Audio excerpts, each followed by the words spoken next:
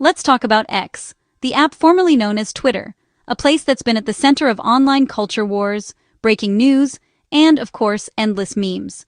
It's where nuance goes to die, and your uncle shares memes about gas prices, politics, and whatever else is trending that day. In November 2025, X rolled out a new feature that reveals the country an account is operating from when you click on their join date, an update that quietly but fundamentally changes the game. Suddenly, the platform's famous anonymity took a hit. Now you can see if that local patriot is actually tweeting from halfway across the world, or if that viral account is run from a totally unexpected place. X's head of product, Nikita Beer, called it a step towards securing the integrity of the global town square, emphasizing the need for transparency in a world where misinformation spreads fast. The system checks your IP address, App Store country, device history, and even billing address for premium users, using multiple signals to determine your real location. The goal? Make it much harder for anonymous accounts to manipulate conversations, troll, or spread propaganda without revealing their true origins. Context matters. Knowing where a post comes from can completely change how you interpret it, adding a new layer of understanding to every tweet. This wasn't just a UI tweak, it was a shift in how we perceive identity and authenticity online, challenging the very foundation of digital personas. For years, Twitter's allure was its anonymity. You could be anyone, say anything, and your real-world identity could stay hidden behind a clever username.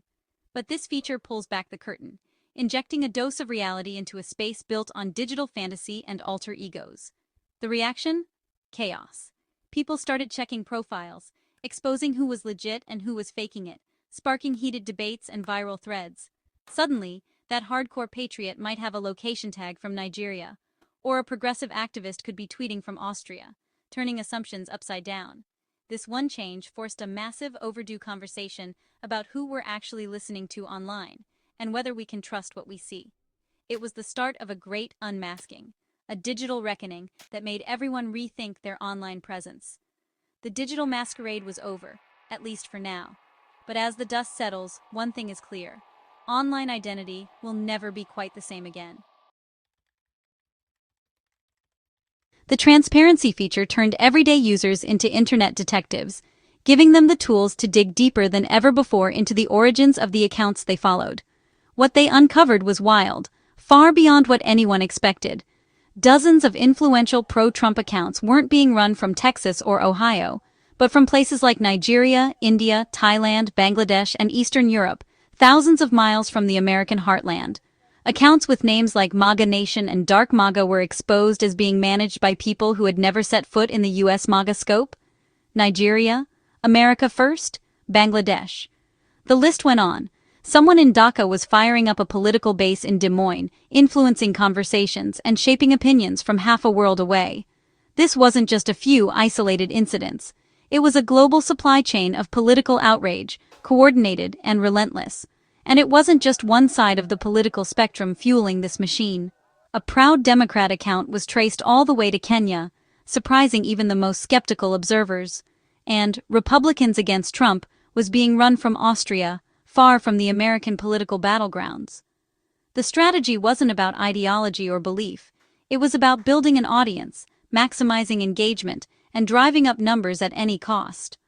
Followers were shocked to learn their so-called grassroots leaders were actually overseas entrepreneurs, running sophisticated operations for profit. Many accounts used stolen photos and fake personas to build trust, creating entire identities out of thin air to seem more authentic. The revelation shattered the illusion of authenticity, leaving followers questioning who they could really trust online. If the identity is fake, what about the message? Was anything real, or was it all just a carefully crafted act? Is it genuine belief, or just a performance for clicks and cash? A show designed to manipulate and monetize outrage. The exposure forced users to question everything they thought they knew about their online communities, and to look twice at every post and profile. The mask had slipped, and the truth was global, revealing a new reality for everyone online. Why would someone in Bangladesh or Nigeria post about American politics? Simple. Money. In 2024, X changed its monetization model to reward engagement, likes, replies, retweets, over ad views. Outrage became currency. The more provocative the post, the bigger the payout. This system incentivized rage bait, content designed to provoke anger, not inform. A calm post gets a few replies. An inflammatory one goes viral and pays. For users in lower-income countries, this could mean thousands of dollars a month, a life-changing sum.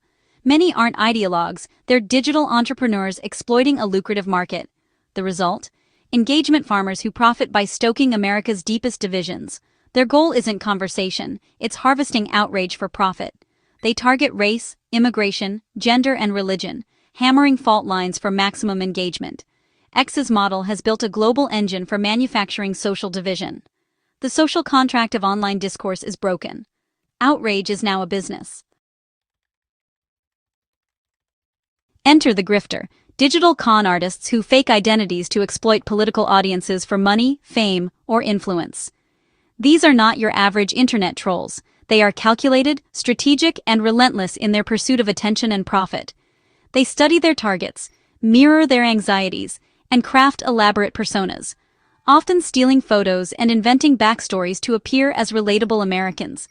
Every detail is carefully chosen to build trust and blend in seamlessly with real users. Bios are filled with flags, slogans, and tales of being a mom from a swing state or a fed-up veteran. These details are designed to trigger instant recognition and emotional connection. Once the persona is set, the grifter churns out high-engagement content, often copying and remixing viral posts. They know exactly what will spark outrage or agreement, and they use it to their advantage. They monitor trending hashtags and jump on them, posting dozens of times a day to keep followers hooked. The goal is to always stay visible, always in the conversation. It's all about volume and consistency, feeding a constant diet of outrage and validation. The more they post, the more they grow. And the cycle never stops. For the grifter, it's just a job. They clock in, post, and clock out, treating manipulation like any other daily task. They may not care about the cause, they care about the clicks. Every like, share, and comment is just another step toward a bigger payday. The person in Thailand posting as Dark MAGA might not even have strong feelings about Trump. For them, it's simply a lucrative opportunity, not a personal crusade. They just know what sells. Trends, outrage, and controversy are their currency. The relationship is transactional. Give the audience what they want, and X turns it into dollars.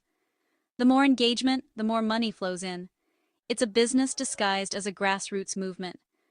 What looks like genuine activism is often just a well-oiled profit machine. The grifter isn't a true believer. They're a performer. Every post is a calculated act, every outrage a rehearsed scene. The audience gets the show they crave, and the grifter gets paid. It's a cycle that feeds both sides, but only one profits. The result? A marketplace of fake passion and manufactured outrage. Real emotions are replaced by calculated performances. The hustle is real, and it's profitable. In the end, it's not about belief, but about business. Why is this grift so effective in the US? Because the demand is already there. America has a long history of conspiracy thinking, the paranoid style in politics. Social media has supercharged this, and the MAGA movement thrives on narratives of hidden enemies and stolen elections. Grifters don't invent conspiracies, they amplify what's already popular. Their content validates followers' suspicions. You're right to be angry, the forces against you are real. Followers see them as digital soldiers fighting for truth, not realizing many are mercenaries in it for profit. The grifters have found a hungry market and are happy to feed it. In doing so, they pour gasoline on America's political fires. Grifters stick to a proven playbook: hot-button issues that trigger outrage. Immigration is a favorite. Posts about open borders and invasions stoke fear and resentment. Culture war topics, especially LGBTQ+ rights, are another go-to, framed as moral panics and threats to traditional values. Every issue is woven into a grand conspiracy. Deep state, globalist cabals, coordinated plots. The goal isn't debate. It's to provoke gut reactions and drive engagement. These topics aren't chosen for principle. They're tools for profit. The formula is simple. Outrage equals clicks, and clicks equal cash. For grifters, America's divisions are just business opportunities. The impact goes far beyond a few duped users. Rage bait and disinformation worsen polarization and erode trust in institutions. Grifters amplify the most extreme voices, drowning out moderation and nuance. Lies and doctored content pollute the information environment, making truth hard to find. Followers retreat into echo chambers, suspicious of any outside fact or opinion. The result? Social cohesion unravels, and politics becomes a zero-sum war. Grifters profit as civil discourse decays.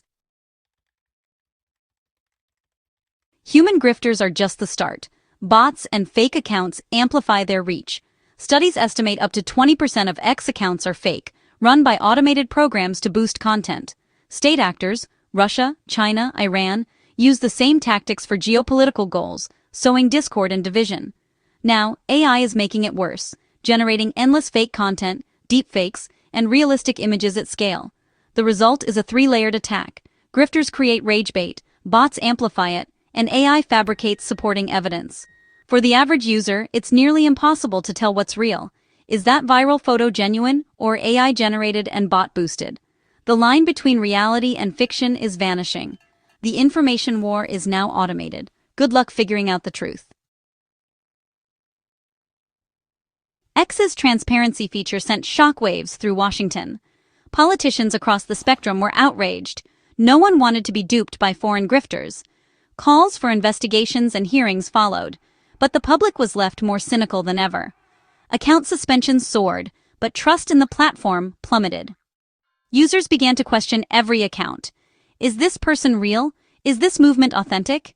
VPNs and other tricks made the feature easy to bypass, fueling even more suspicion. The line between real and fake has never been blurrier. Online passion is now a product, authenticity a commodity, and manipulation a global business. The great unmasking left us with more questions than answers. In the digital town square of 2025, it's harder than ever to know who you're really talking to, or if what you're seeing is real.